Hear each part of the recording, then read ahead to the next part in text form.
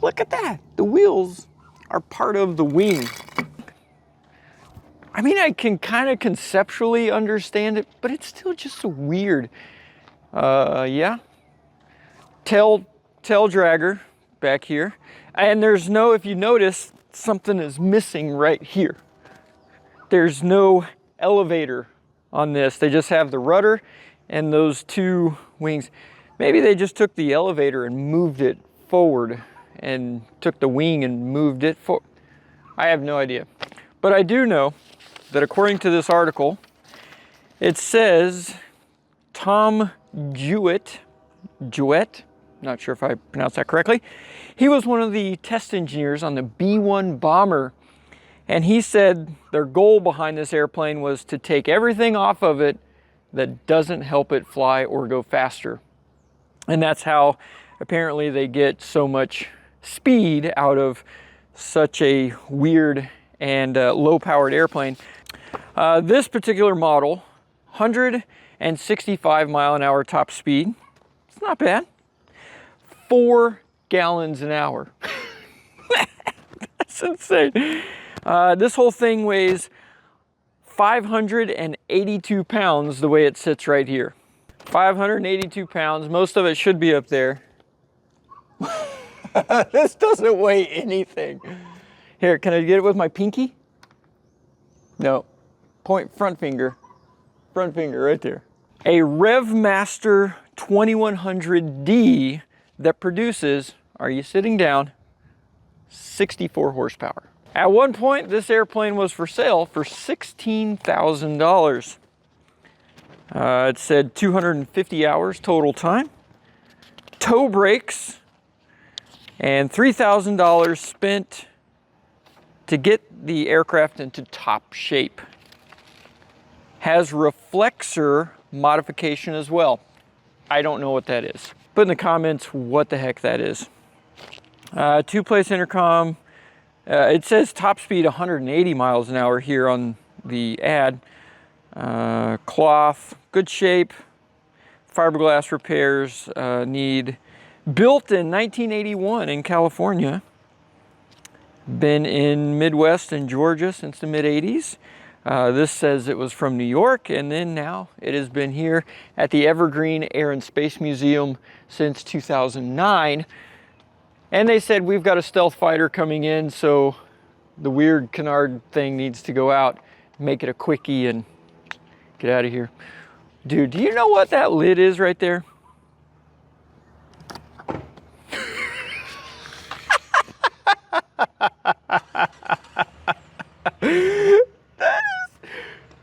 That's a thermos lid. Please tell me this is the gas cap.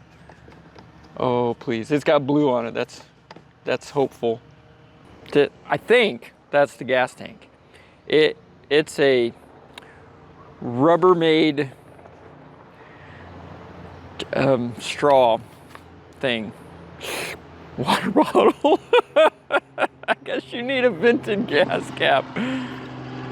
I love experimentals so much for that reason and that reason alone. Oh my goodness. And then you have like the little refrigerator cabinet door magnet right there. This is my favorite plane ever. All right, let's see if this thing unlocked. Oh, yes it is. Yes it is. Now that's a good idea. That, I kind of wish the Lanceair would have something like that. Yeah, I bought the Lanceair and it sat for over 20 years and we were able to successfully get it started. It kind of fought us there for a minute, but she lit off and that one's gonna fly again. I can't wait. This reminds me of a motorhome, like an old Dodge motorhome, little, and the switches that are in it. I just noticed TU, I think, stands for trim up, trim down. And then I noticed, if you look back on the ailerons, watch that. What the heck? So let's get those, let's kind of get those right there. Now, That is the weirdest trim I've ever seen. I mean, it does make sense. There's no elevator. Normally this trim would be on the elevator on the back, but since this is the elevator and the wing, it's a ailerotor. Normally when you pull back on the stick like this, it moves the elevator in the back for the pitch trim to make the airplane go up and down. I just now realized as I was doing this, these control surfaces, these flap thingies are moving. Here, take a look. No, the rudder is still in the normal place. This is the elevator, but the elevator is on the front of the airplane, not the back of the airplane. The ailerons are on the back of the airplane, not on the front of the airplane. And I am thoroughly confused at this point. Everything's flip-flopped and backwards in every place that it ought not to be. Oh yeah, this is the trim for our elevator ailerons. Eleverons. Okay, that's semi-normal. I don't know what that does. Oh, she's got some water in it. I know this airplane had been inside since 2009, and yeah, it's not inside anymore.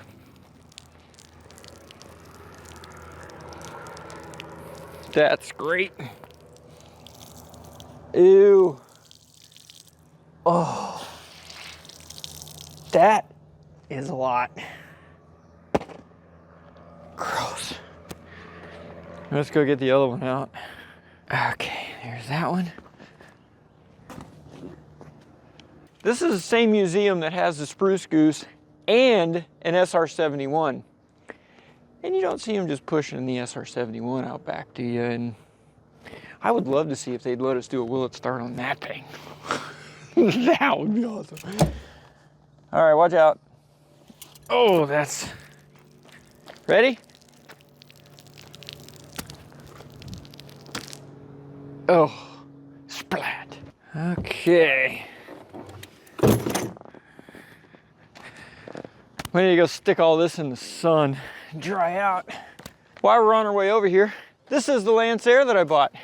And if you go watch the other video, this one has been in here since 2003. It had been 20 years since the last time it flew. And we inspected everything, and spoiler alert, I literally just put gas in there. It did have a fairly significant fuel leak. We had to, get that fixed. And then hooked a battery up to it, and just like that, it fired up. I'm selling my Lanceair because I own an airplane very similar to this. And I'm gonna be keeping that one because this one is actually way better. I like this one better. So, okay. Okay. Oh, wow. Oh, that is a lot of water. That is a huge amount of water. What was I doing? I have no idea. Oh, we were just looking around at things. I can't tell if it's just a picture or if it's like supposed to do something. That's the volume. I have absolutely no earthly idea what. Wait. I feel a little micro switch. You're just gentle. Or it could just be the sticker part coming off of that. I don't know. This does look like one of those like early 80s, late 70s stereo equipment where they were trying to get real slick and have like the smooth touch where you just barely touch the thing and then it would do the thing. That's going to be interesting to see when we hook a battery up to it if that works. This back here is the ignition switch here because we were trying to figure out what to do for a key because I can't find a key. And it looks like somebody was ahead of us here, and I can't tell if they were trying to hot rod this thing or not. Next to a fuel line, that's what this is. That tells you how much fuel you have in there. So a nice big spark next to the primary fuel line. That's the top of it. It's like a gauge. So the fuel tank must be up there. What? Fuel selector, push on. What? Oh, good Lord. Oh, I think I broke something. Oh! This thing right here has fuel. What? Yeah, because that little tube right here is fuel. Comes over to this thing, and it shows you fuel in here. Huh. So that is the bottom of the gas tank. And here's the fuel filter there. A little dry. That's good. No potential issues whatsoever. Okay, so I'm guessing then battery's probably behind door number 1 or door number 2. I did notice there's this little switch right here. It's got cowl flaps, so pull to open. Let's see if it opens. All right, let's see, does it open? Yep. Really? Yep. Wow. And by secure, I mean old Velcro. Oh, that is a lot of water in there. Huh, that's just, okay. Now let's see what's behind door number 2. A little dab of chewing gum, and that's it. That's a lot of water. Is that the battery in there? Yep, that's where the battery goes. There's like a chain link fence in the back. Here's the ELT for when you crash. You know what? This thing just needs a hole drilled in the bottom of it for it to drain out. That would make it so much easier. How mad do you think they'd be at me if I just took a drill and went, bah? They probably would not like that. All right, well, let's go in. Let's hunt to see if we can't find, if they have any key that may work, and find something to bail wire water out of this thing. So let's head inside and see what they got. This is an SR-71. Empty weight is about 65,000 pounds. It'll hold 80,000 pounds of fuel. Yeah, so it'll hold more fuel than what it weighs. Yes, absolutely. That's how much. So operationally, we would take off with about a half a load of fuel, and then fly up and meet a tanker, top the tanks off, and then go fly what we call the hot loop. Okay. An excursion out to Mach 3, fly for about an hour, come back down, refuel, or if the mission was over with, come back and land. It's a single point design airplane. So when Kelly Johnson designed this airplane back in the very early 60s, his need was to satisfy a requirement from the government that said, we need something that can't be shot down, number one, and number two, it needs to be fast enough to be able to evade anything known at the time as far as surface-to-air or air-to-air missiles were concerned. And so that's what led to this design. There were several iterations of this design. Never forget that this airplane is all about spying. So everything on the electromagnetic spectrum is what this thing was designed to capture. This is Arnie. He worked with Pratt & Whitney, is that correct? I worked for Pratt & Whitney for 33 years, 23 of which was on this program. They're still using some of the technology for said some of the reconnaissance reconnaissance stuff. Some of the reconnaissance systems, some of the defense systems are still in use on other aircraft, and those remain very highly classified. So what are those? I can't tell you. You know, that's an infrared sensor. We've got a blade antenna that's covered up by here. Hang on, let me step across here so you get an idea of. Oh, Kelly Johnson. Silent, come over here. When you say blade, you're not kidding. That looks sharp. No, it's sharp from an aerodynamic standpoint, certainly. Kelly Johnson did not like this antenna. Kelly wanted absolute smooth surfaces on his airplanes. This represents a radar signature return. Not good. At cruise, this airplane gets better gas mileage than a DC-9, flying at its cruise point. Gosh, that is just crazy. Wow. All right, let's go back and look at the let's look at the engine. as we're walking back, this is one of our defense system boxes here. The airplane has got these air-conditioned bays that the cameras and the defense gear sit up in. And in the there was an interceptor version of the airplane built as an experiment. It was called the YF-12, and instead of having this gear in there, we had air-to-air missiles. But you said this thing was built to basically outrun the missiles. The YF-12 was built as a prototype to demonstrate to the Air Force that this airframe family could indeed be an air-to-air device. Okay. Now, interestingly, it became one of the primary subjects during the original SALT talks with the Soviets. The Soviets, at that time, had their backfire bombers, and their plan of attacking the United States was to come in through the gap between Iceland and Greenland, which is known as the Guyuk Gap. And this airplane, the YF-12, would have been able to intercept them from 400 miles away. Gosh, that is just... a range that has yet to be equaled by any aircraft in the world. Yeah. This is back in the mid-60s. This is a J-58 engine. The first time we looked at this design was for the Navy, back in the 57, 58 time frame. 1957, 1958. For all you youngsters listening to this. Yeah. So, the Navy quickly lost interest. You got to remember, the Navy's primary business is making ships. Ships are their primary weapons.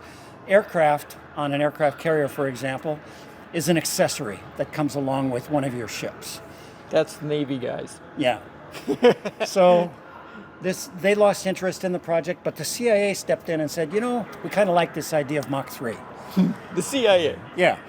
That makes sense. Well, they were the ones tasked with trying not to lose another U-2. All right?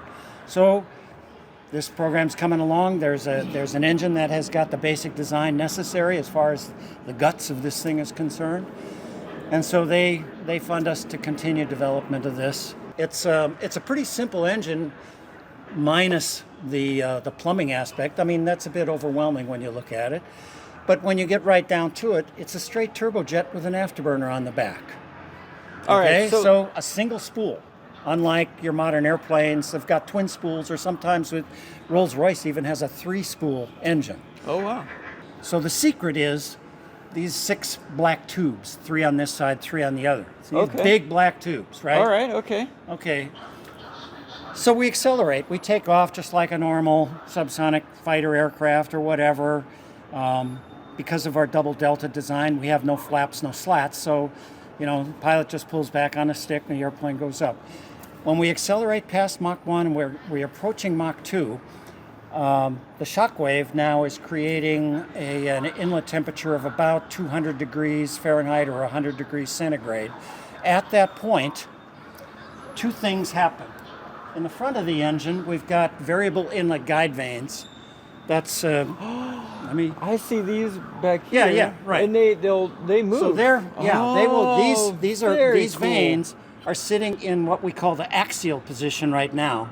And when we hit Mach 2, they shift and become cambered. Kind of like an aileron on you move it a little bit. But the whole point of doing it is to help limit the amount of airflow going in the engine, because we're starting to overload our compressor with air because of the ram air coming out the front. So you say to yourself, well, what happens to the air that it should be going there? Well, it actually gets diverted around the outside of the engine. So in this area here, right. It goes through outside of the engine. No, on the outside, but inside the nacelle. Sure. Now, we'll get to what happens to that air in just a minute. Okay.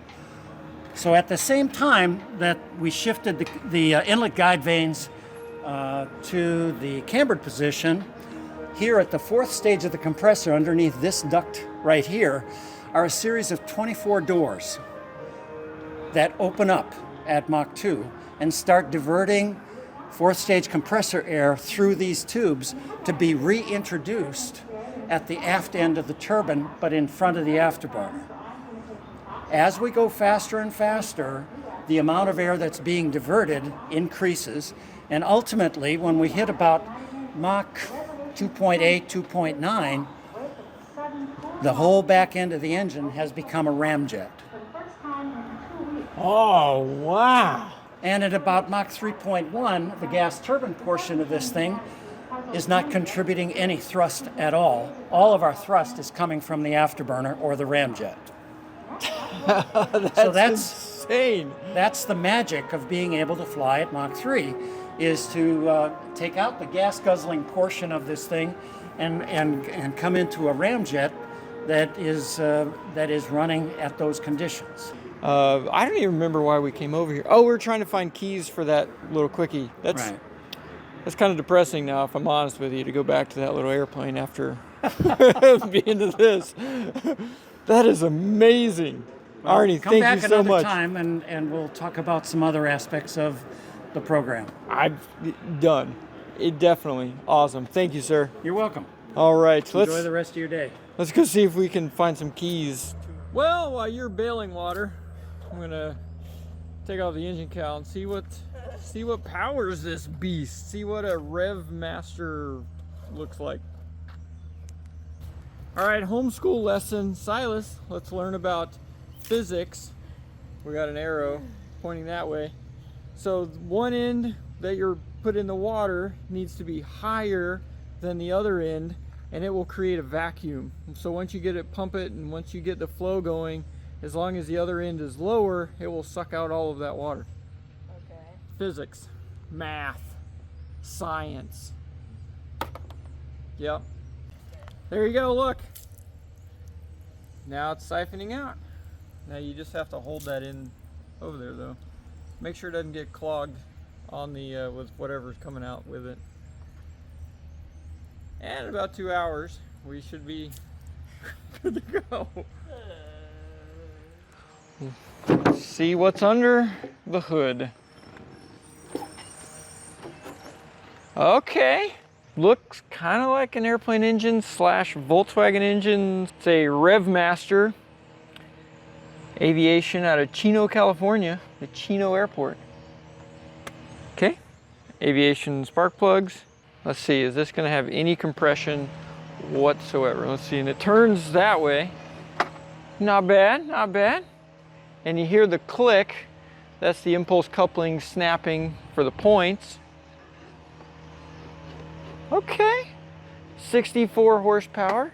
So not expecting a lot, but that feels good.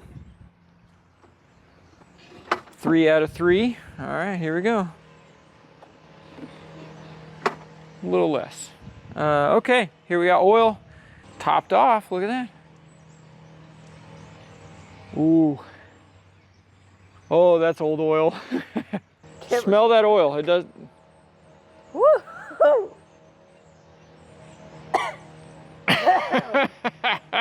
Yeah, it smells a little old. I think it'll work just to see if it's got a little life in it, but definitely would be changing that. Like, honestly, I'd probably change it if we had the ability to change it right now, but unfortunately, we don't. These are definitely not normal spark plugs. Champion something. They're like dual fine wire plugs. Whoa, that's crazy. Oh, this is where I hit something and start bleeding. Oh, there we go. Okay. There you go. I think this little wire right here, see where it goes into the cylinder right there? This is like JB welded or siliconed into that. The Revmaster 2000. I think that's what I'm gonna start calling all my engines now. Revmaster. And that SR71 in there? Man. That guy was one of the designers and the engineers for that engine.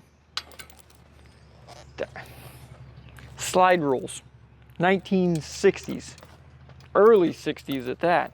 Rule number 1 when you're working around an airplane is be very cautious of where the propeller is at all times. Yeah, because at any moment it could turn, and that would be a bad day. So it's all the way on the bottom, and that air and that fuel has to come all the way out, and then all the way up, and then all the way over, and then down into the cylinders. I don't know why they just didn't, you know, put them like right there. Oh yeah, look, there's another one of them funky, weird, cool spark plugs. Okay, spark plugs are out, wires kind of close. And we got most of the water out, so now let's throw a battery in it. Turn something on to see if anything turns on, see if this thing, the starter, will engage. We're just gonna see where this thing goes. So I think we found the battery back here behind this seat. Still don't know what the... Okay, so it's just got those on there, and it looks like it's, I'm assuming, a 12 volt. So let's grab our battery and see what happens. Bit of a oversized battery for this. Honestly, I don't even know if it'll fit in there. Oh yeah, no problem. Oh, for Pete's sake. Nice boat. Hey, I mean, it's got water in it, bailing it out like a boat, so it's fitting that we'd use a boat battery for this. There it goes. I'm touching the cable to the battery. I don't see any smoke. Battery cable is not super hot.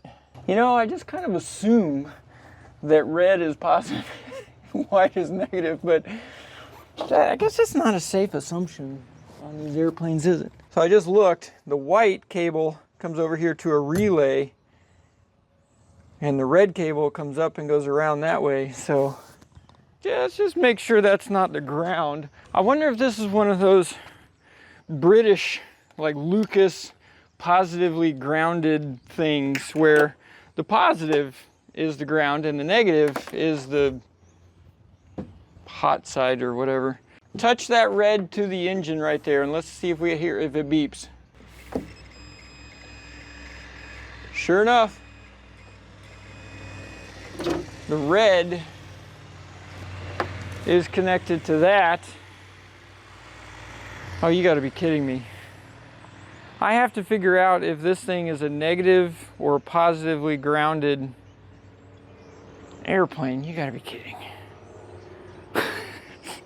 It's like hooking a battery up backwards, and I have no idea. How? If it's got like 12 volt motors and, you know, for pumps and stuff like that, nothing, because it's just gonna run backwards. The starter would be a good way to find out. Oh wait, here we go. I got an electrical box of some sort. Hopefully it'll tell me more information. Well, it says 10 to 32 volts, something amps, but it doesn't say positive grounded, so that's good. They just used vinyl hose as a fuel line in here. All right, I think the red is a ground. And that's the way we're going with it. You gotta be kidding. Okay, so here we're gonna do the spark test.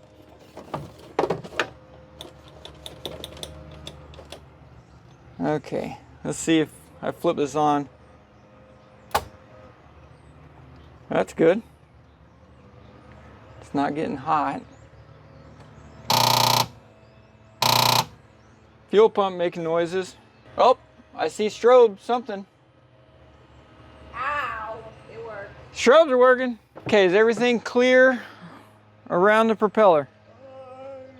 Yeah. Okay, I'm gonna bump it to see if it even works. All right, can I get a clear prop? Woo! All right, the starter does feel stuck out. Silas, let's see if we're getting any spark. Clear prop?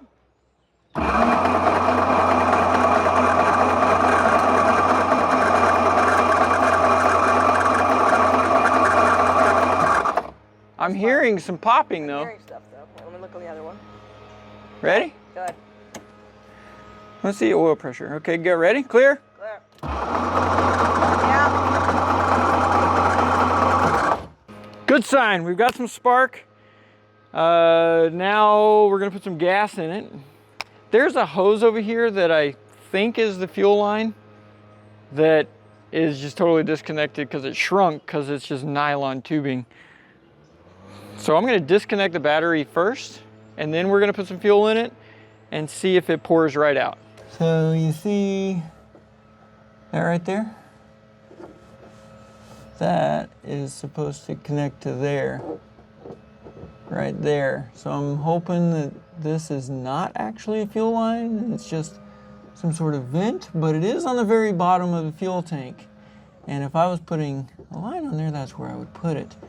Although, it seems a little sketchy that it would be clear vinyl tubing. Okay. I don't trust it. I need to figure out where the fuel comes out of the tank, and then I'll know.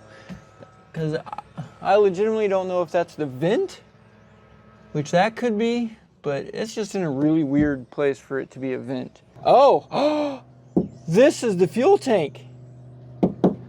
That tube right here is what connects to our thing, and it comes in here. Sure enough. Nothing about this airplane makes sense. Well, I'm gonna put a little bit more fuel in it.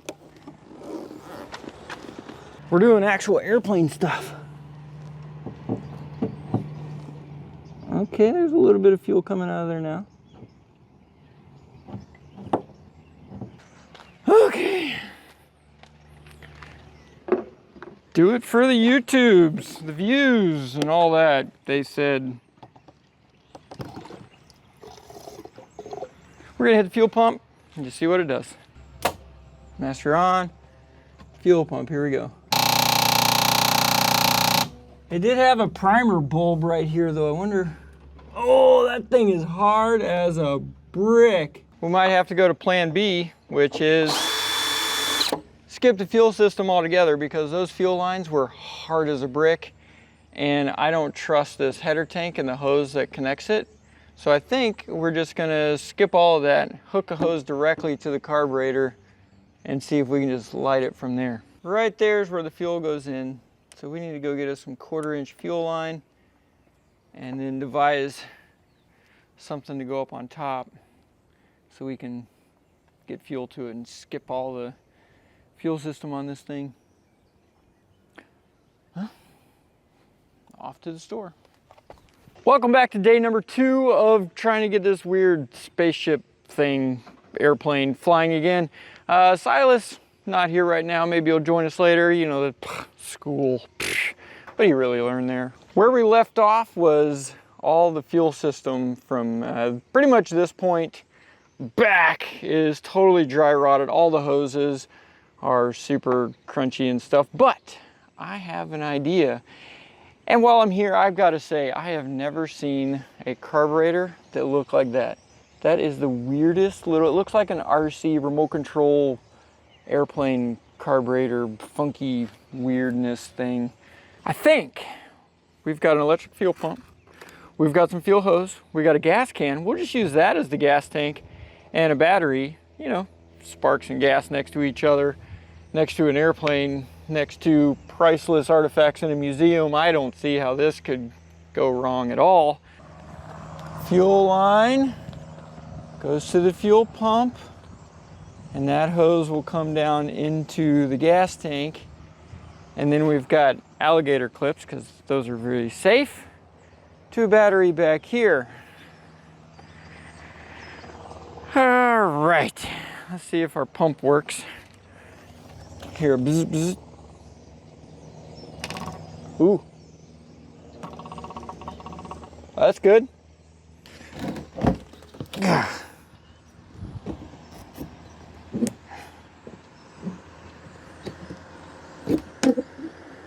Yes. That stupid thing. Throw it back there where it belongs. Hose down into there. And clear prop.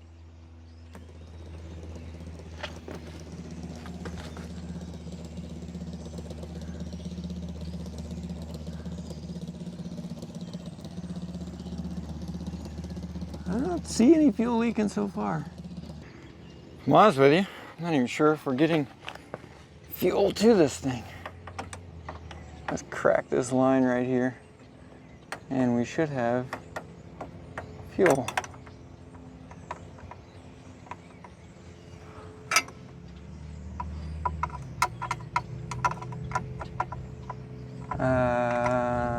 Okay. Whole lot of nothing. All right, let's just see what we got. Now we pump till we hear fuel on the ground. Oh, there we go. All right, we got fuel. Fuel, check. Spark, check. We got to see if we've got compression and timing, check and check. And I vote we hook the battery up, light the fire, and see if we can't hear some noise out of this girl. What do you guys think? All right, you know what to do in the comments. How many tries do you think it's going to be before this thing fires up and runs on its own without a whole lot of external help? Just realized something. Yeah, these things were blue pill stiff here. So we got, you know, the old number 2, squirt it, and now we got to work them back and forth. Ironically, and these are locked, so if you push it in, you pull it out, you just turn it, doop, and now it's locked, which is kind of weird to use on a mixture, but okay, whatever. Same with the throttle. You have like cruise control. Oh, this is such a terribly bad idea. Okay, the key. Let's make sure everything is clear. It may hit just a smidge, but this one I've not added fuel, not turned the fuel pump on or anything, just trying to see, make sure everything's working good. So, can I get a clear prep?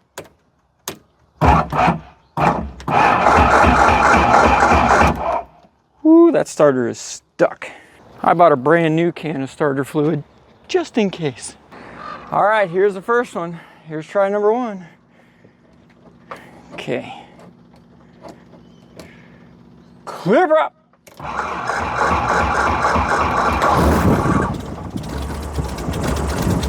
No flipping way! Oil pressure is up. RPM's right at 1,000. No freaking way. What? Oh, that propeller is really wobbly.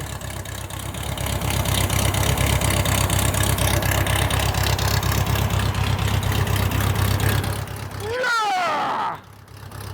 Now on the plus side, this one I am not buying. This one is going to be for sale. They're selling this one too. And the contact info for the guy is going to be inside. I don't think that propeller is very good because it's kind of doing that thing. What? All right, ready and die. Holy moly. Turn my fuel pump off. That, what? I mean, what the? That was way too easy. We got the Lanceair back there. That's headed back to Florida. That did fire up, definitely needs some work, but that one will fly again. I bought that one. And I'm pretty sure it may be replacing my current Lanceair because if I'm honest with you, that one's a lot nicer.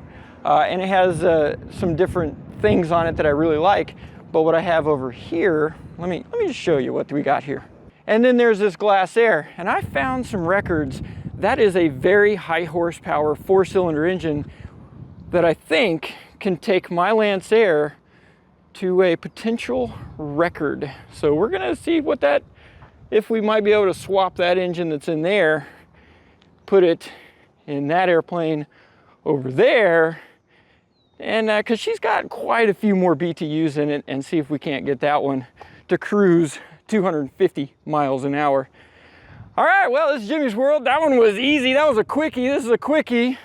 Stay tuned. We got more Will It Starts coming up, and you haven't even seen what's in that building over there that I bought. So that's going to be super cool. All right, I'm out.